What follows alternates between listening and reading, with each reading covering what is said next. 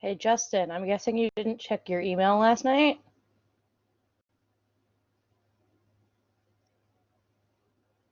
Oh, yeah, what's up? You're not supposed to be here. Oh, I'm sorry. I sent out an email yesterday. There's a separate room for varsity to go into. Oh, okay. My bad.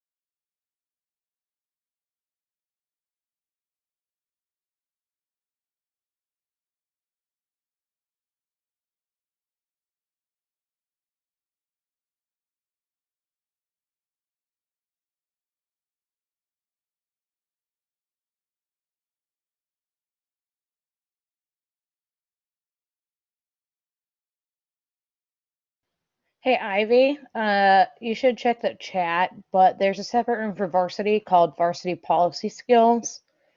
Dan should be in there.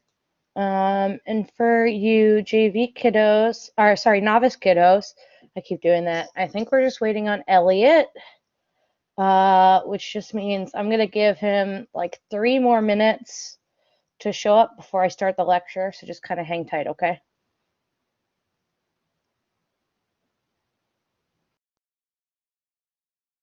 There he is now. Perfect. He's joining.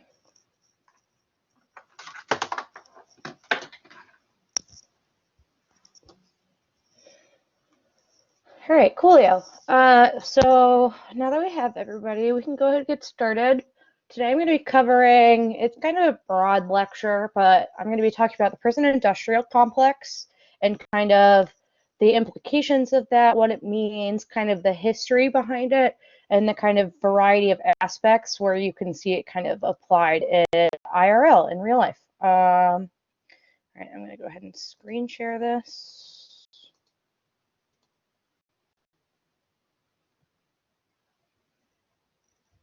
Oh gosh, I hate when that happens.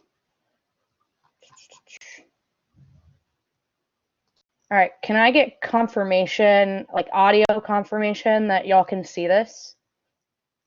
I can see this. Yeah, So, we can see it. okay, cool, thank you. All right, so the prison industrial complex. The first thing I kind of want to start with is a quote. So the name of the lecture mentions Michelle Alexander. She got kind of touched on during Dr. Nazgul's lecture the other day, right? She wrote The New Jim Crow. And this quote, I think, really sums up kind of the theory behind her argument that people are swept into the criminal justice system, particularly in poor communities of color, at very early ages, typically for fairly minor, nonviolent crimes. The young black males are shuttled into prisons, branded as criminals and felons, and then when they're released, they're relegated to a permanent second-class status, stripped of the very rights supposedly won in the civil rights movement, like the right to vote, the right to serve on juries, the right to be free of legal discrimination and employment, and access to education and public benefits. Many of the old reforms of discrimination that we supposedly left behind during the Jim Crow era are suddenly legal again once you've been branded a felon. And we're going to kind of trace through this lecture about how exactly, first off, everyone I am assuming knows what Jim Crow is, right? Is there anyone that doesn't know what that is? Dope, cool.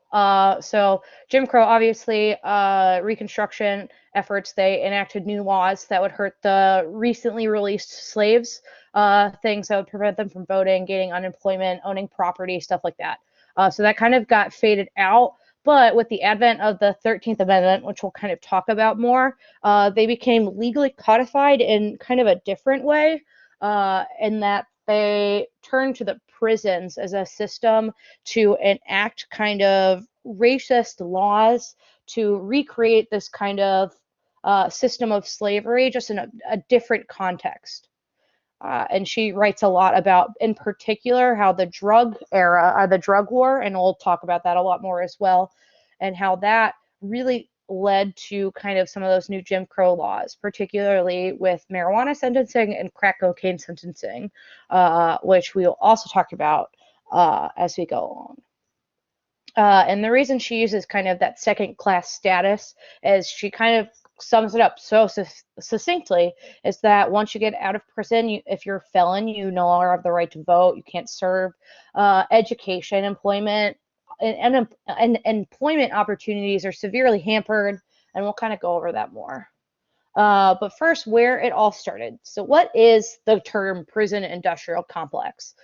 It sees its roots in the military industrial complex. You may have heard that term before, but it's functionally the ways in which that we have political, bureaucratic, and economic interests that all kind of come together to support spending and the kind of profitization of prisons, regardless of how much you need. So the idea of the prison industrial complex and the idea that a lot of abolitionists talk about is this concept that the prisons are like wedded, they're embedded in our mindset, and the way that you see that politicians talk, how our budgets are formed, the way we deal with crime, the way we view public health problems, always end up resorting to prisons as kind of being the solution.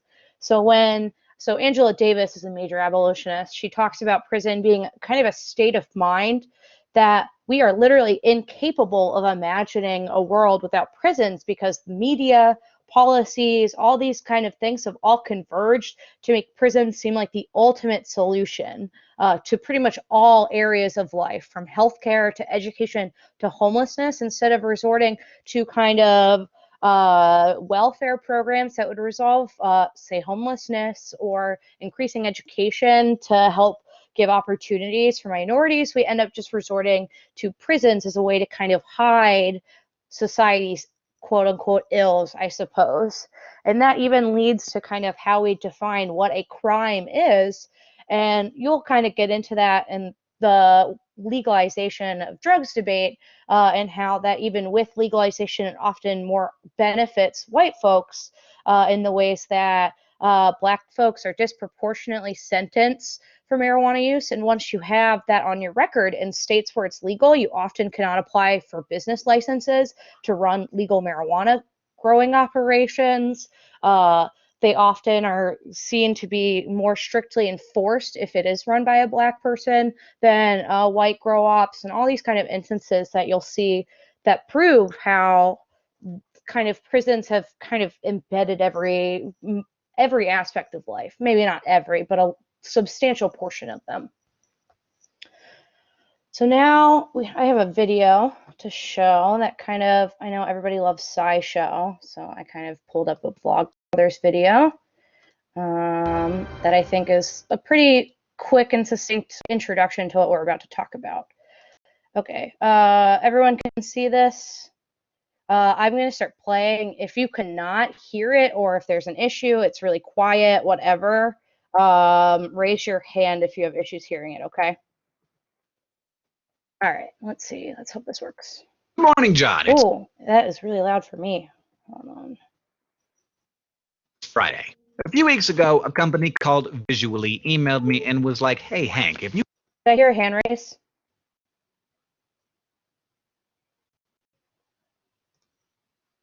Or am I making that up? I could be making it up. That's coming. Oh, I can't even get. Okay, I just made that up. Might be. All right, back to this. I'll start it from the beginning. So it's.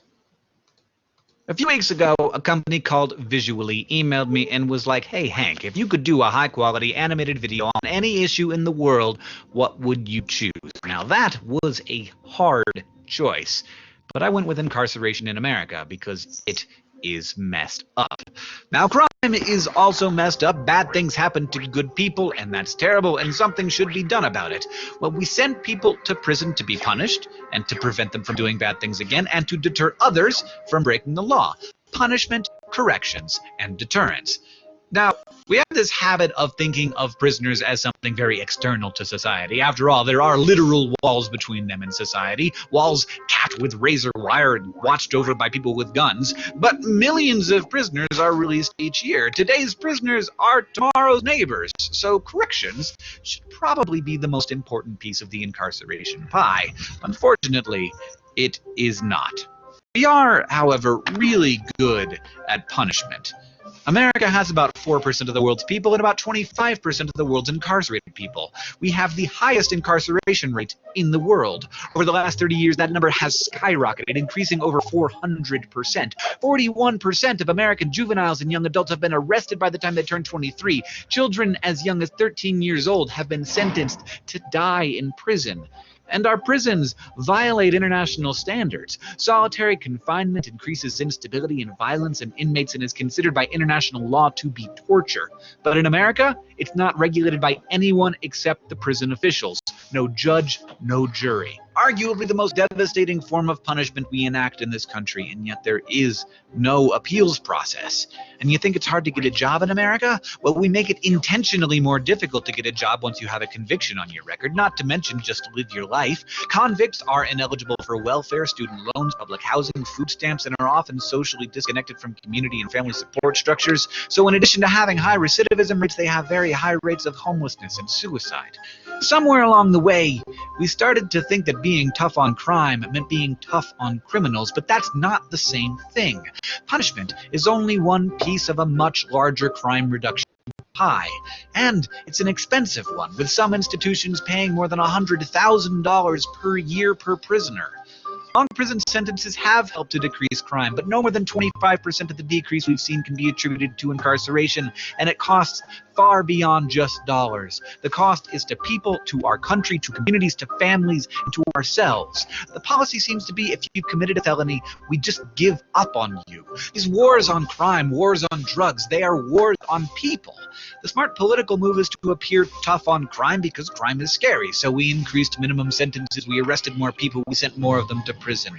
That's how we looked tough on crime, but the results are in. It's bad policy. It's cruel, it's short-sighted, and to continue this policy of mass incarceration would be foolish. We're living inside of a massive $75 billion per year failed experiment.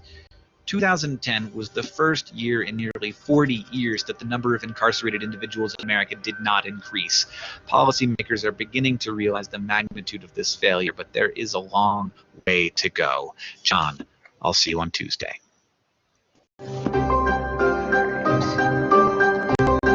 Oh gosh. All right, let me just check back in real quick.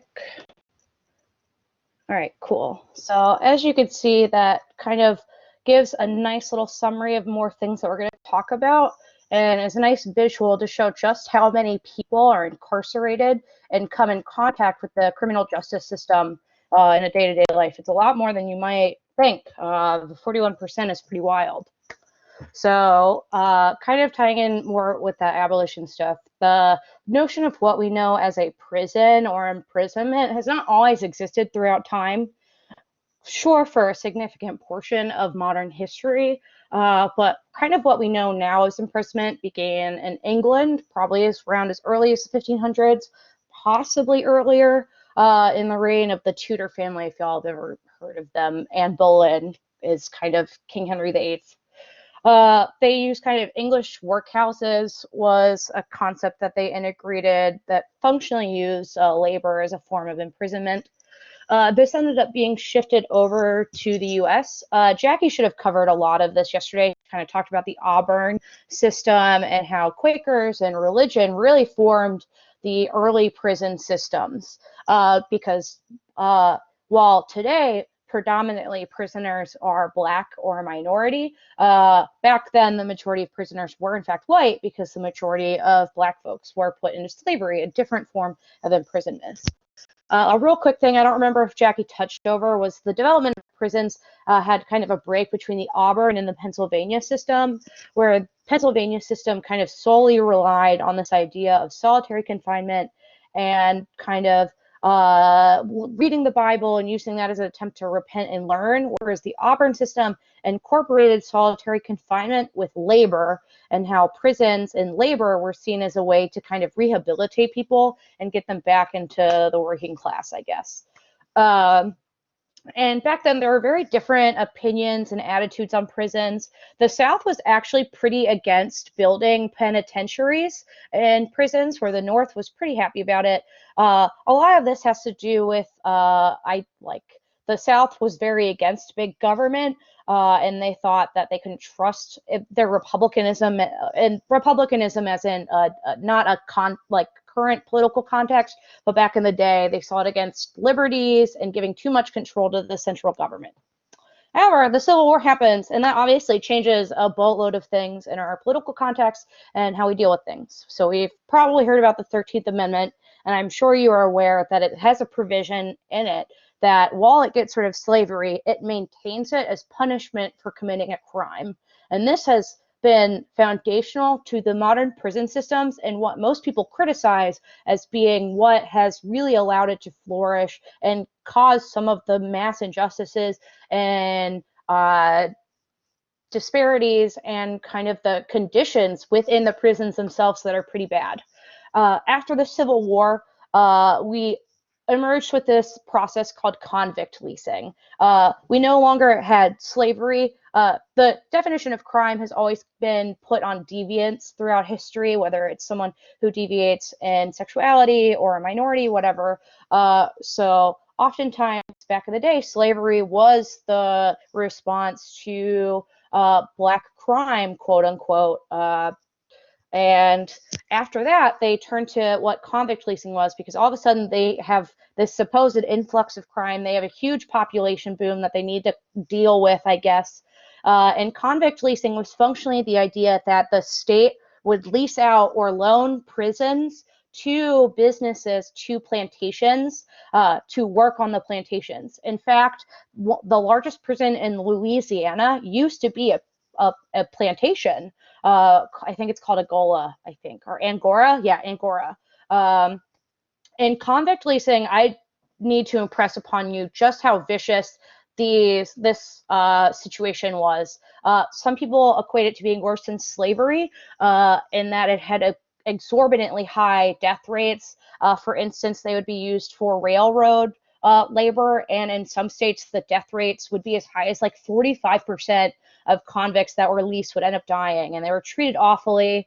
And this kind of died out eventually because the state started seeing how much profit, because, well, the businesses had to give a cut of their profits to the state, but the state was like, dang, I want to get in on this on myself, on my own. So the state started building their own penitentiary systems.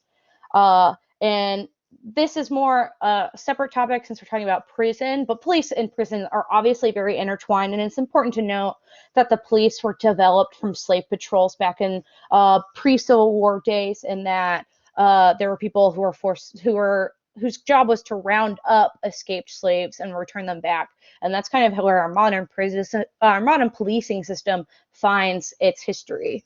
And through the beginning of this, we introduced what is known as the chain gang, which is another form of how prison labor gets enacted, and why people think prison labor, it's tied to that notion that they think that labor can reform, but also that labor can be used as a productive source. But the chain gang is literally what it sounds like.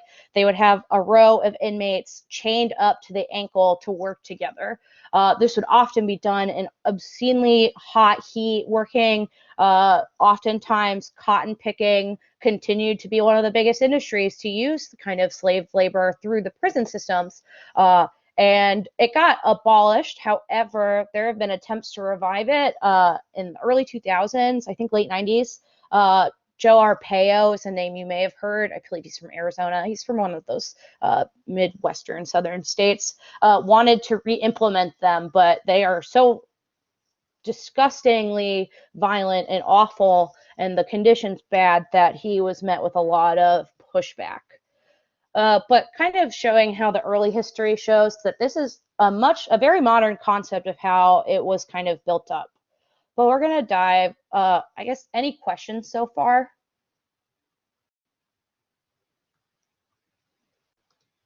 Sick, sorry. Just come back. All right, so now we come back to more recent history to build up to where we're at now. In the 1950s and 60s, actually, our prison rates began declining rapidly. States like California, in the 60s, saw like a quarter of their prison population released. New York also dramatically decreased the amount of people that were in their prisons. In 1970, Congress had actually voted to eliminate mandatory minimum sentencing laws, which we'll learn about again, which those required, regardless of circumstance or harshness of the crime, if you were caught with, for instance, marijuana, regardless, you had the same minimum sentence, and no context was taken into account. But it also shows that the mainstream opinion was very in favor of reducing prisons and viewed things like drug abuse as a health problem, not a prison problem. So this will be important to note because it kind of pushes back against the abolitionist viewpoint that it's impossible to reform the prisons, because this kind of shows that the public opinion shifts, but so can the rates of violence. You can do things politically that can reduce prison violence, and we'll talk about that more. And it leads up to, in 1969, even mental hospitals were decriminalized. Prior to that, there were forced institutionalizations of people with mental disorders and really harsh sentences as well, or really harsh conditions. You'll find that is a running theme, and that prisons are almost never adequately funded or staffed, and they have awful conditions, not good food, no privacy, all this kind of stuff. So they decriminalized that and tried to shift it back to that kind of health problem. Unfortunately, in that's supposed to say 1973, the New York governor at the time, I'm blanking on his first name, but his last name was Rockefeller. He decided to make it a part of his governorship to really push for obscenely harsh sentencing and laws for drug use in particular. He initially wanted literally any instance of possession, growing, selling, uh, using any drug to have incredibly harsh life sentences. And he did end up getting Rockefeller laws, that's what they're called, passed. However, they were nowhere near as intense, but they were still pretty intense laws. This kind of caused a shift in public policy because he pushed and pushed and pushed and pushed to get this, to the point that the next governor was Cuomo, a different Cuomo than current, but he did not like the prison system that was being built in New York.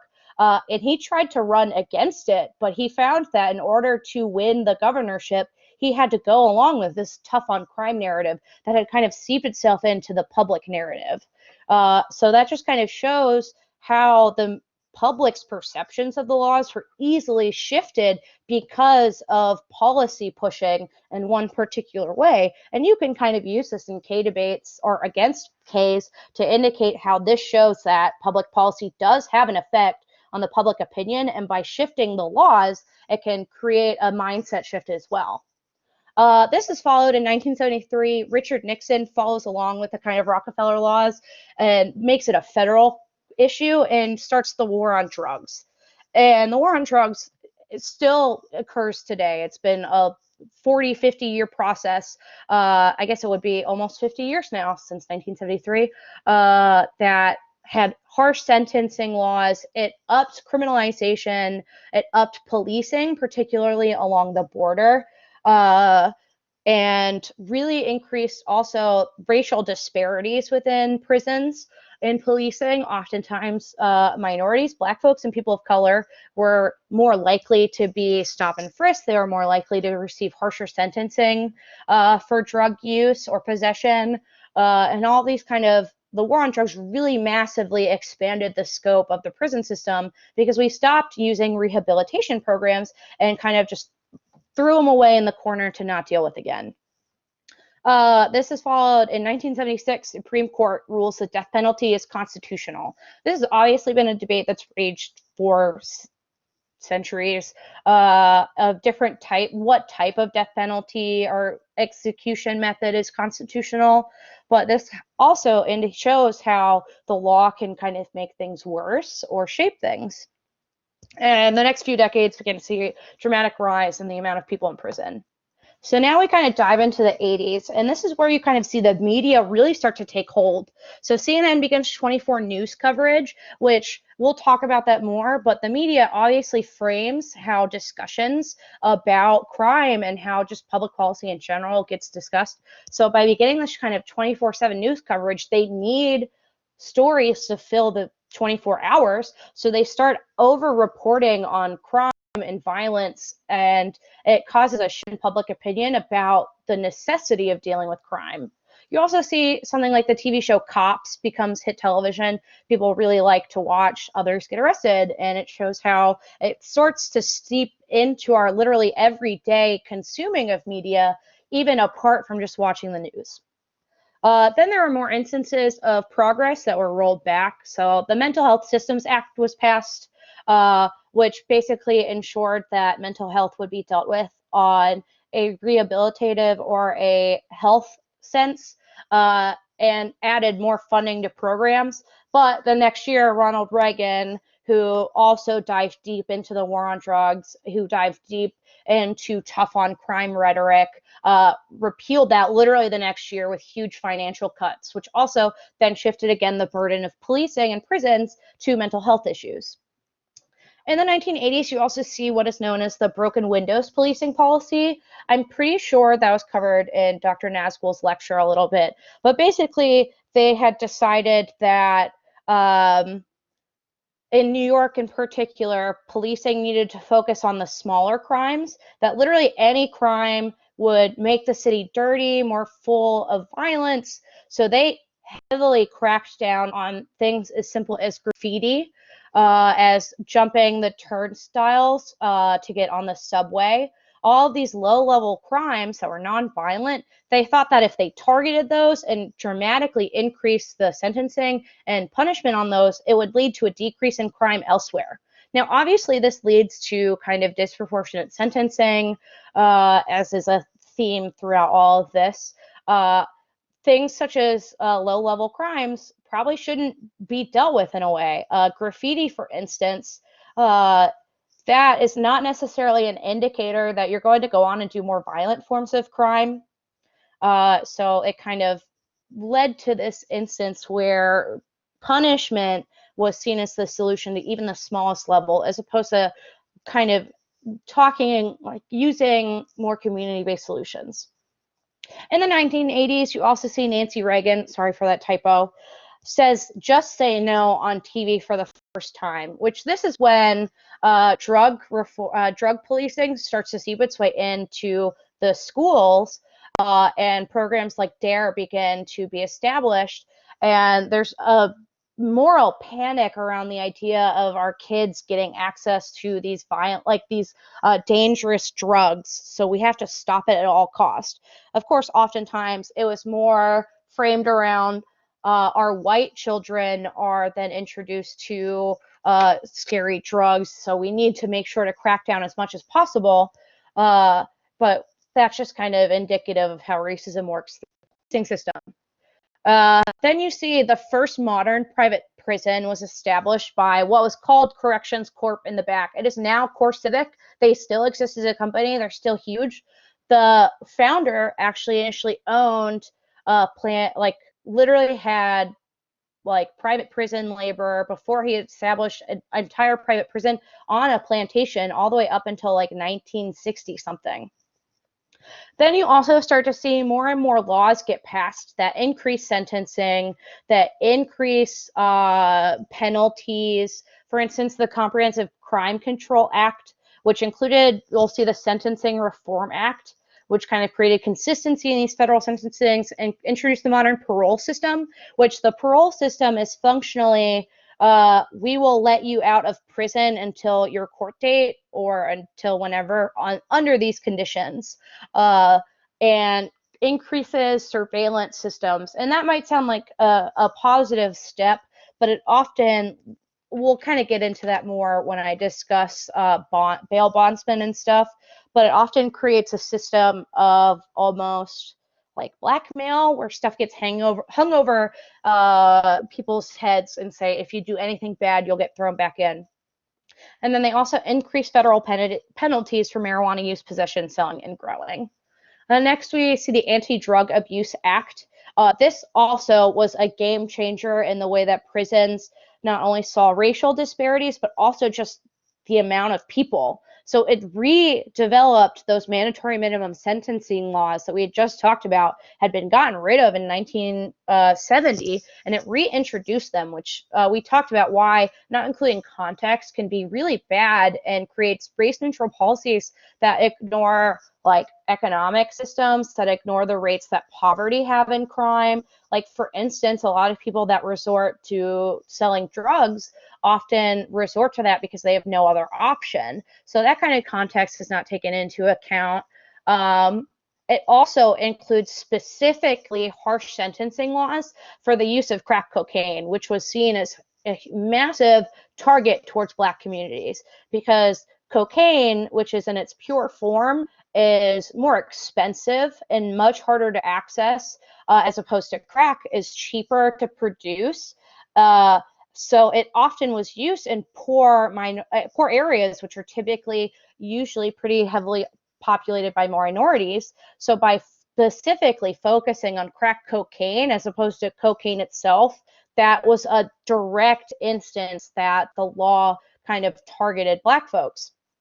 And this is kind of complicated as well. There are theories that the CIA contributed and used the crack cocaine market to fund kind of stuff that they did with the Iran-Contra affair, but I won't dive into that.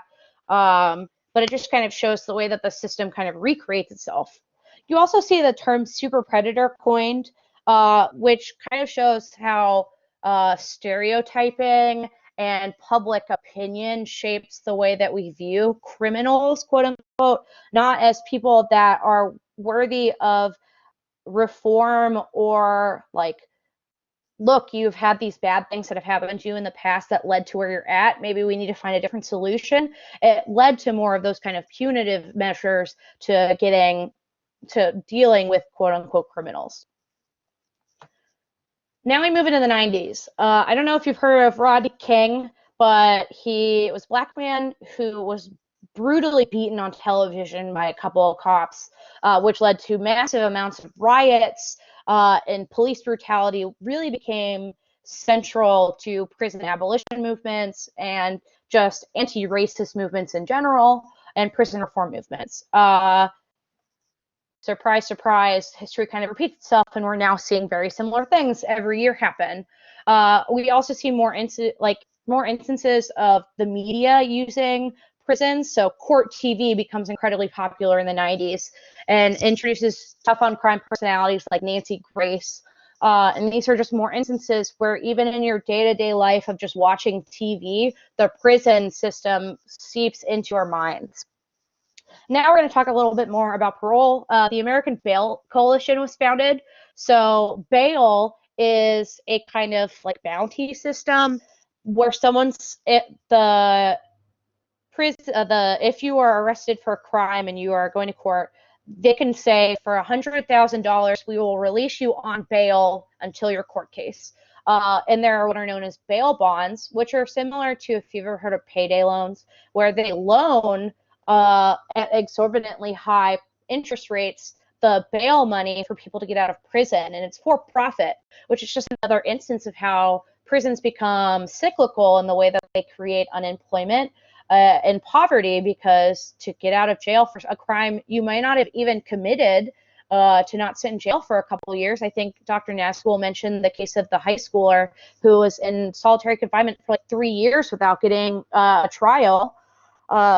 So, of course, you are going to take any chance you can to get out of jail, and by adding a loan and a burden, and if you can't get a job in that time, then you often have to turn to illegal sources of revenue. Then we move on to the Violent Crime Control and Law Enforcement Act. Some things to take note is this is when, if you've ever heard criticisms about the militarization of police, this is kind of where it all starts. It massively increased funding and resources for the police. It expanded the federal death penalty and included the federal assault weapons ban, which made it illegal for civilians to own semi-automatic assault weapons, and also established the registered sex offender list. Now, some of this may seem like really good.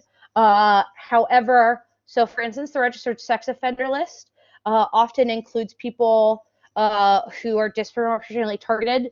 There are people on the sex offender list who happen to just be out and about in public and needed to use the bathroom and couldn't find like a public restroom, so they find some corner, and if a cop pulls you over, you could get arrested for indecent exposure and put on the sex offender list.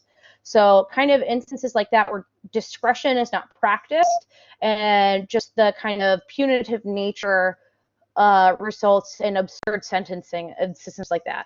The next thing is the Violence Against Women Act gets passed, which, while is helpful in dealing with cases of domestic violence, also had its own flaws, that it immediately arrests the man in an instance of domestic abuse, even if it's obvious that it was the woman abusing the man, because oftentimes that happens. It's not just domestic violence, is not just man on woman. It occurs between queer relationships. It happens from women to men. So it kind of still uses a like almost patriarchal view, because men make up the majority of our prison systems, but it relies on these kind of gender roles that see women as being passive and non-violent, and men being aggressive and violent and domineering. So while it did have some good strides to try and help resolve domestic violence, not everything is perfect, which is arguments that abolitionists make to prove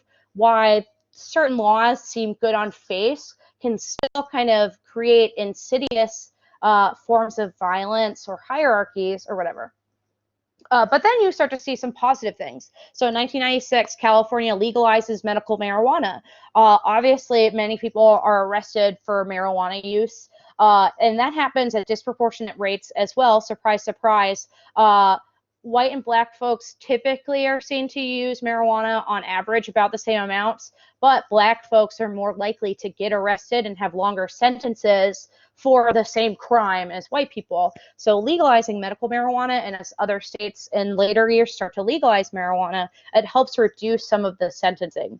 However, there is an issue with some states do not go back and retroactively remove felons and misdemeanors off of people's records, even though it's become legalized. And then in 1999, you have the Columbine shooting. Hold on one second. So you have the Columbine shooting, which starts to introduce police, which as a result of that sets the stage for a dramatic increase in the militarization of police in schools. Raise your hand. How many people have seen police in their school? Like, how many people have cops inside their school?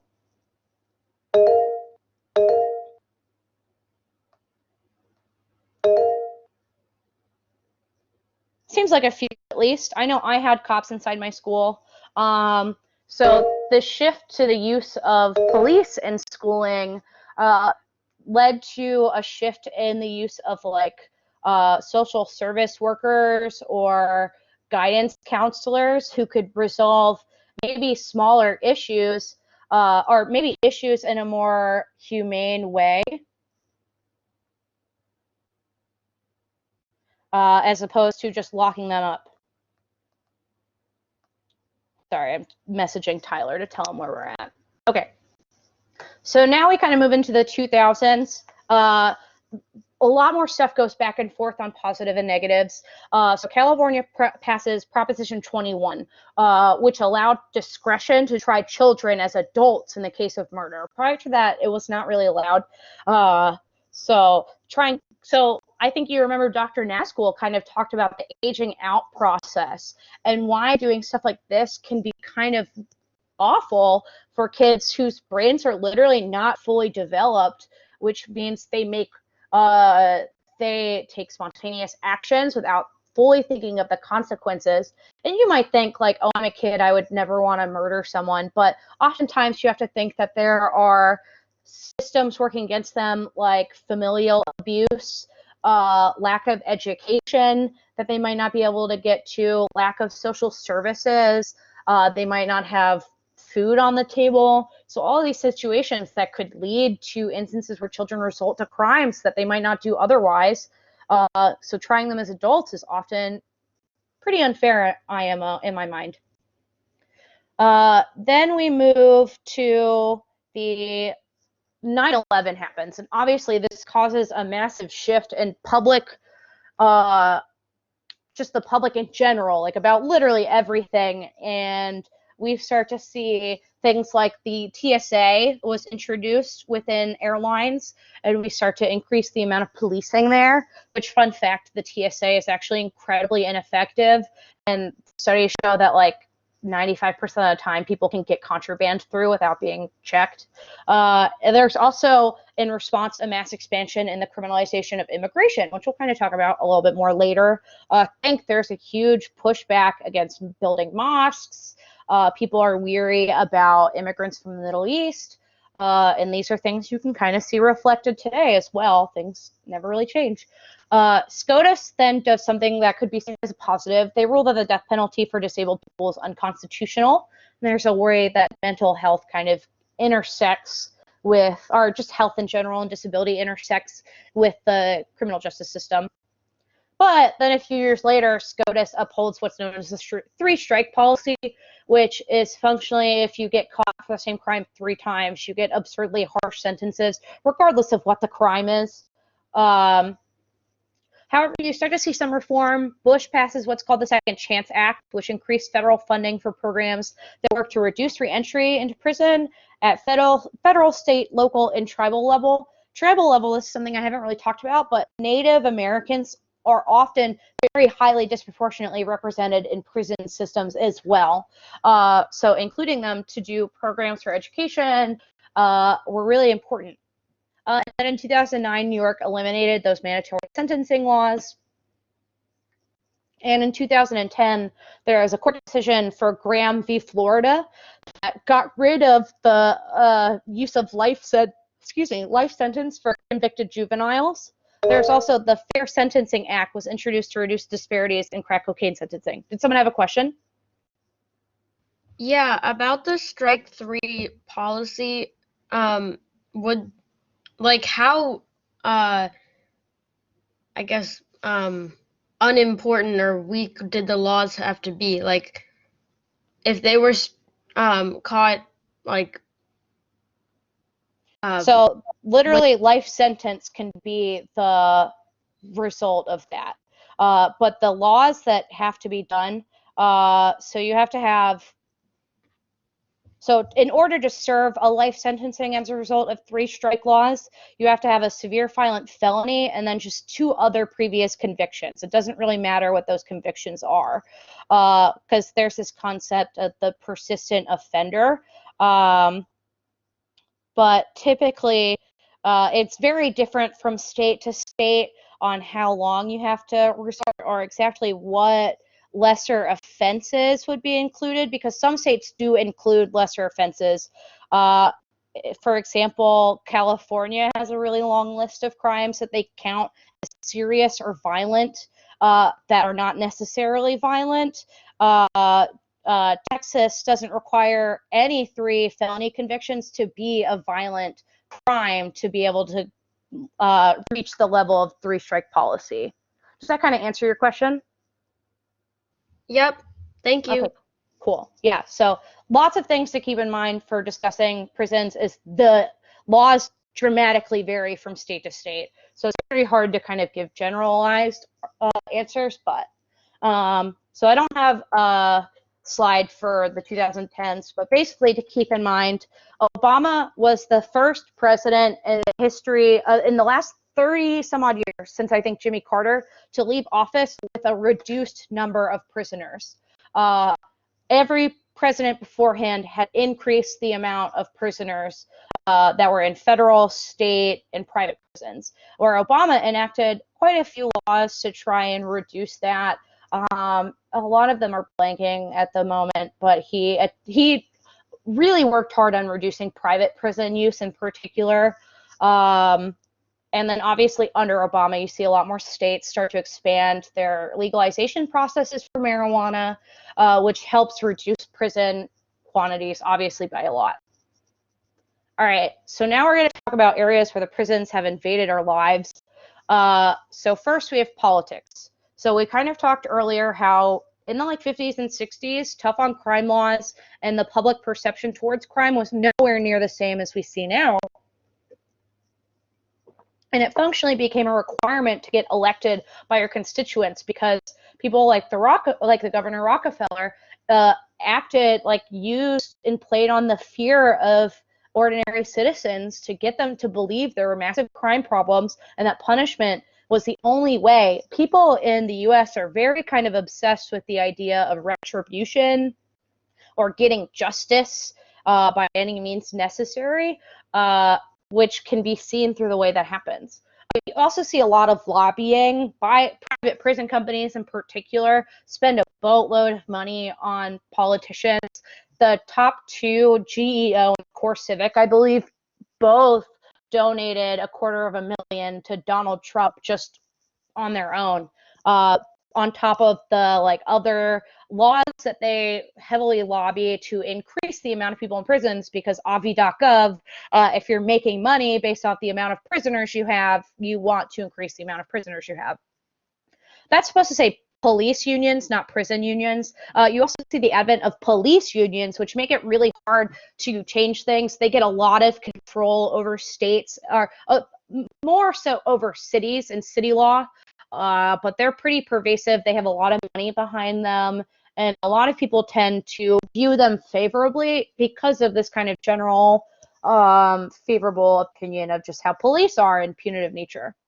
The voting rights argument we kind of already talked about, but when you become a felon, you lose the right to vote, and this can have massive consequences. There are studies that have been done. For instance, the 2000 election between Bush and Gore was decided over Florida alone, and people have shown that if the people who were released from jail that had previously been felons had been restored their right to vote, that would have been enough people to literally flip the election and get Gore elected, which would have had a massively different trajectory for literally like everything, our economy, our foreign policy, the way we deal with everything. So even simple as that, they don't get to vote on things that affect them, so their rights are effectively diminished. And when a lot of these felons are disproportionately minority, that can lead to a lot of disproportionate laws getting passed because they don't get to vote. Next, you see a lot of schooling. We kind of reference this with Columbine, but there's this phrase called the school to prison pipeline you may have heard that basically indicates that for certain people, school is not seen as an avenue for improvement and getting an education and moving on to get a better job. It often just becomes a site to come in contact more and more with the criminal justice system. We talked about the increase of policing and militarization of those police and schools, but it results itself, there are disproportionate sentencing for breaking the rules. It's called the discipline gap. Black women, young Black girls in particular, are much more likely to receive ISS or OSS, out of school and in school suspension, for the same rules that their white counterparts might. People with disabled people in particular are also really targeted by this, because a lot of, I kind of mentioned, instead of using like guidance counselors and stuff to deal with if someone has kind of like a breakdown or they're having issues just behaviorally, that is seen as a police problem, as opposed to what can we do, what kind of like gentle policies can we do to de-escalate the situation. You also see this get really bad with zero tolerance policies, that if you do anything results in problems. The achievement gap is also another instance where school to prison pipeline kind of shows itself.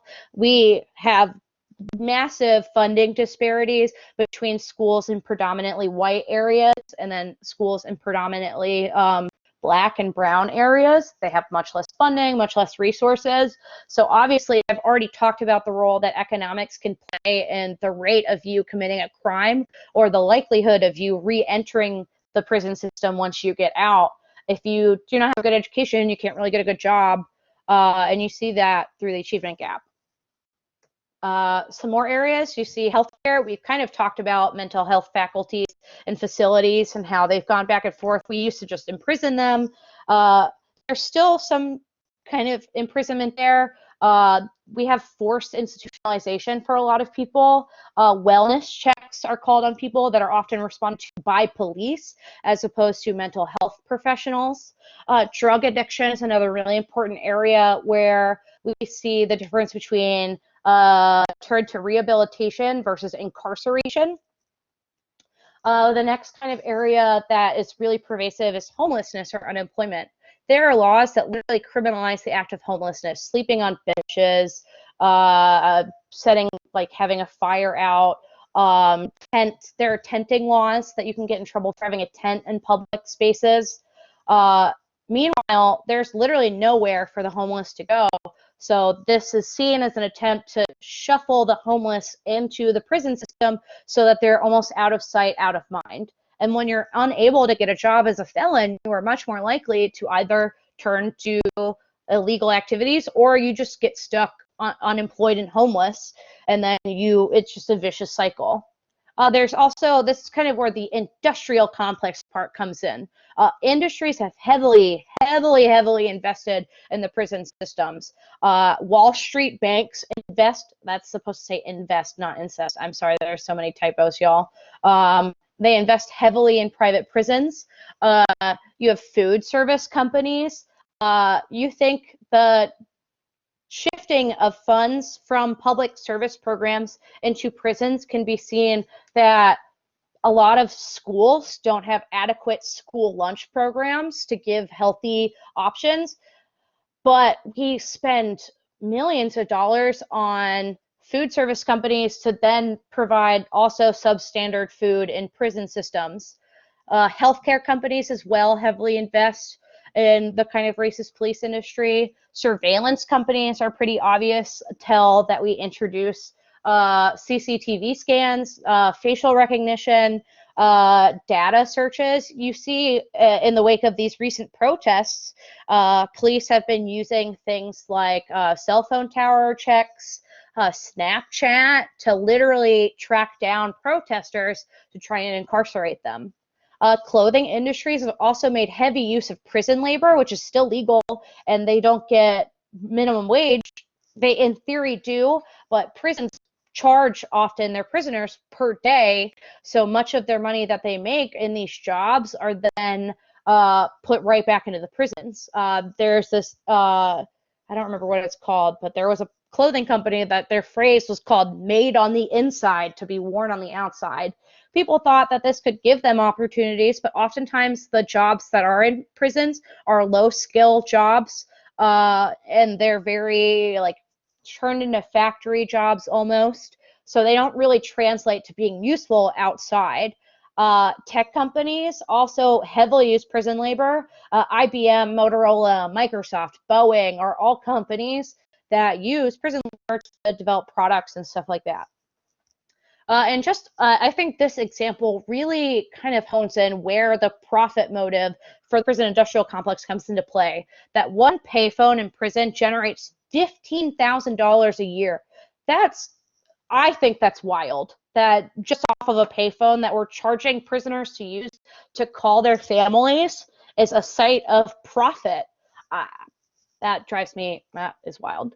Next, you see in immigration, we've kind of talked about this slightly, but there's a serious lack of legal protections for immigrants that are put into the system, and they're overwhelmingly kept in private prisons, which often have much worse, prisons themselves, public prisons are pretty bad, but they even have worse conditions. They have less federal oversight. They usually have less COs, corrections officers that work there. They have less training. And you can even see it in the phrase that, like, illegal immigrant, that there is a crime behind trying to move across the border to escape violent conditions, often caused by the United States. And no human being should be quote unquote illegal, which is why you see people shift to the term undocumented as opposed to illegal. Social services often have really bad issues with the prison system.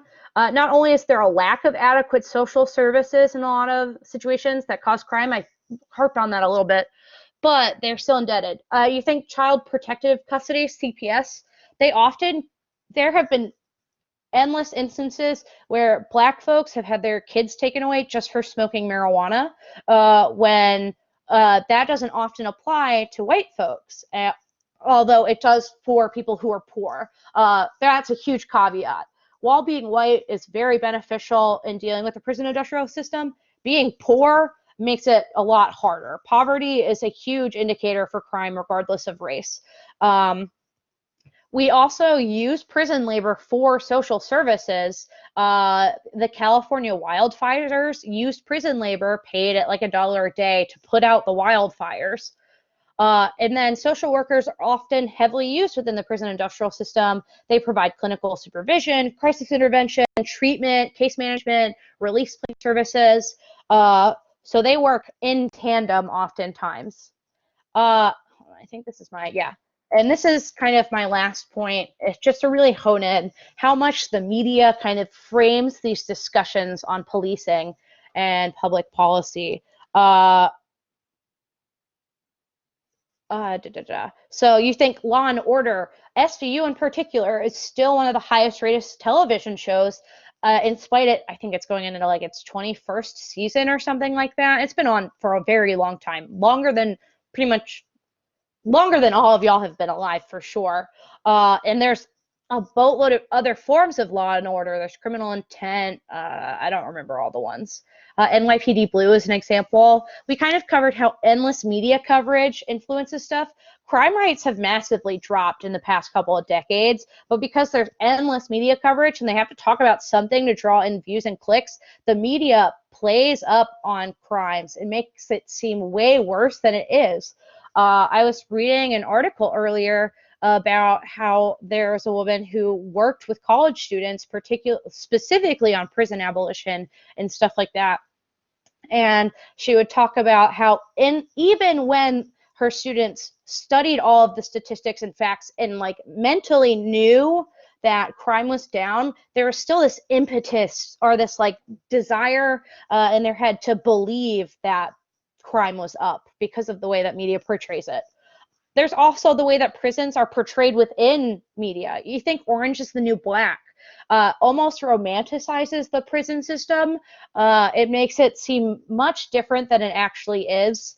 I will admit that, so Orange is the New Black was based off of a novel by a woman who actually spent time in prison, and the novel is pretty good, or her memoir, I guess, is pretty good and pretty reflective on particularly Piper's role as a white woman in the prison system. But it kind of glamorizes it, makes it almost seem like a fun little place to have clicks. But then you also move on, just even now you see with the protests, there's massive spreads of information and disinformation on police brutality, on the protests, what their demands mean. So like the term defund the police has been kind of in the public eye recently and has been debated back and forth and what that actually means. So does it literally mean take away all funds from the police? Does it mean only a little bit of funds? How radical is it really? So all these questions kind of sit in our mind and are constantly portrayed in the media. And the way that the media talks about things can shift, obviously, public perception, which can then shift whether or not politicians will pass laws that seem for the good of society or not. Okay, so that's pretty much what I had. I had another video, but we're kind of done. All right, let me go back to Blackboard and I can unshare my screen. Oh, there's so much going on. Okay, and screen sharing. Dope. Does anyone have any questions? Go ahead, Alex. So, you said that the media was focusing super heavily on crime, but isn't there was still like a ton of unsolved like homicide cases and stuff? So, wouldn't that Unsolved what cases? Homicide?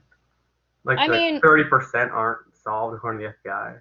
So, I haven't seen that statistic, to be honest, but there's still a decrease in crime. Like the amount of overall homicides that have happened over the past couple of decades have massively decreased regardless.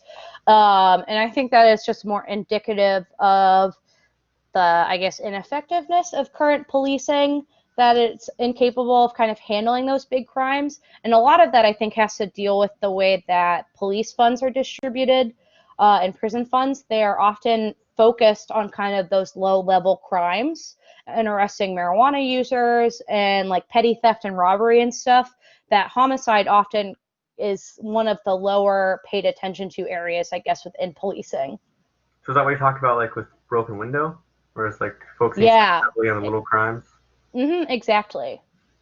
So while there may be, like, obviously homicide is bad, murder is bad, that also gets played up a lot more in the media, though, which is funny that police often focus more on low-level crime, but if you watch the media, they endlessly talk about different homicides that happen, even if, in general, the rate has gone down. Does that answer your question? Yeah. So it's just there's less crime in general, but they're just worse at trying to solve it.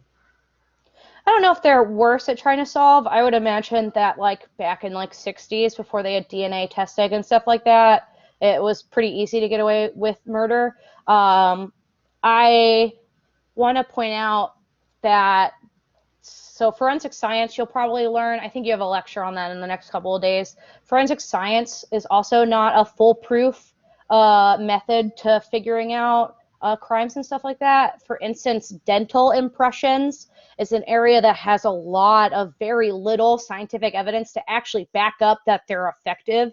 And there's been, I think Vox actually did a pretty good series on this on YouTube, or Vice. I always get them mixed up, but talked about how there was a particular case where there was a rape that had happened and a woman got bit on the arm, and they had made a mold of the bite mark, or I think it was on the leg. I don't really remember the specifics, but they had taken a mold of the bite mark, and the person who really forefronted the turn to using dental impressions to test people literally ignored the fact that the person they captured, there was like a missing tooth, it was on the wrong side, molars were different. DNA testing is also kind of iffy sometimes. It can be heavily tampered with, or like you have to be really super careful, or it's very easy to contaminate. And there's like another example that's kind of a wild example is that there was a string of like murders that had happened, and they were able to tie DNA to this one particular woman. It was the cotton factory worker, right? Yeah, exactly. They made cotton swabs, and her DNA, I think it was a woman, got on the cotton swabs that had been found on site. So her DNA ended up all over the place. So that kind of shows that forensic science is a little bit more behind that kind of disparity in homicide stuff. Go ahead, Spencer.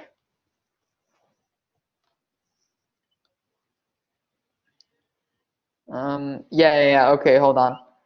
So, I guess it's kind of interesting to see, like, I, again, like, the American government has always been like, just one big experiment.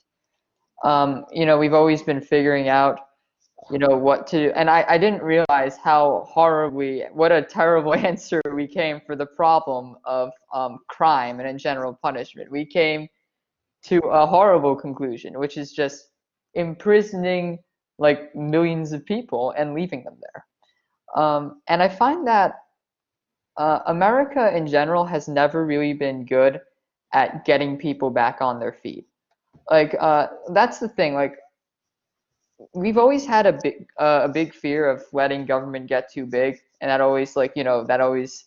And to be fair, it is a valid fear, especially back when we were surrounded by monarchies. But nowadays, what we're finding is that a lot of these social programs, like these big rehabilitation programs all over Europe for prisons, are excellent investments and work very well.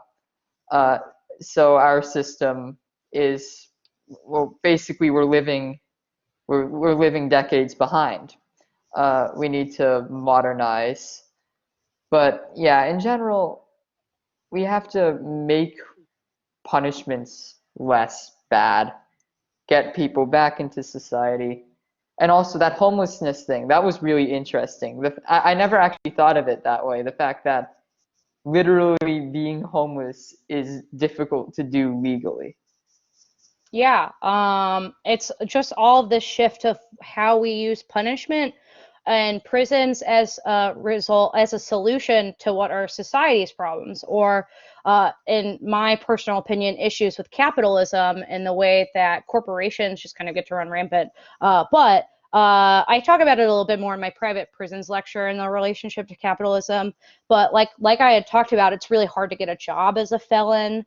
The education disparities often force people into a life of crime, I guess. I don't want to say force, but primes the situation much more likely.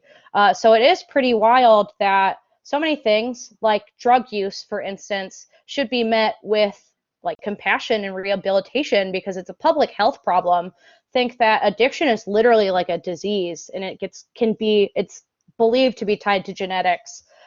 So the fact that prisons were kind of the response to how to deal with that, it's in tandem with Nixon's and Reagan's attempt to kind of deregulate and turn more to privatization of stuff, which you can see through the privatization of prisons.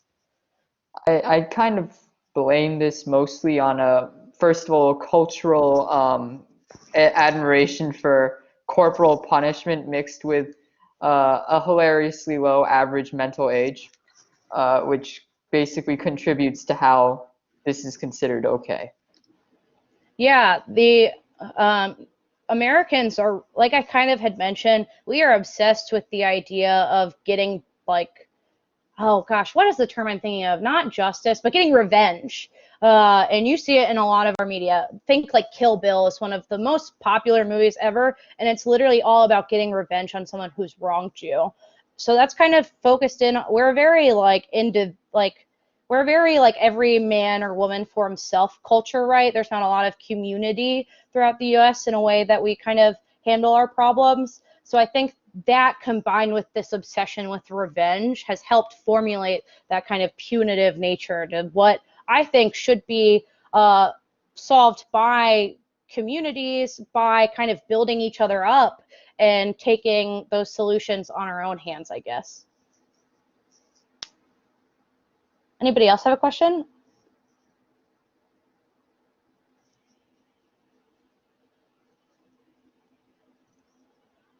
Cool. I hope this lecture kind of helps you. Obviously, K debate is not as common within novice debate or criticisms like philosophy stuff, but I hope this helps you come into contact with it. Not only gives you kind of an understanding of the background, but also shows that there are instances that we can use reform to get better. Like we had talked about the 50s and 60s, we had started to see that shift towards seeing it as a public health problem, and how policies themselves were what created a shift, and what like those politicians played on the fear of people to change literally the country's mindset towards it, and how if we use broad sweeping policies to reform the prison system, that can kind of reverse that trend. Excuse me. And the fact that prison populations were decreasing and then increased shows the way that policy like is not, you may have heard the term, I don't know how to, people say that it's irredeemable, that it can't be reformed, that it's just impossible. But those instances can prove that we can make it better. And like, we have to figure out some sort of solution to deal with crime and injustices. And that might include a form of prison. It just needs to be reformed. All right, cool. I'm going to send y'all on a 10-minute break. We're all done. So once you are finished with your break, you'll just head to your lab. So at like 11:20? Yeah. Or 10:20, whatever your time zone is. Okay. Unless anyone has any last questions, you are free to bounce. Thank you. Mm-hmm. Thank you. Mm-hmm. Thank you. Yeah, no problem.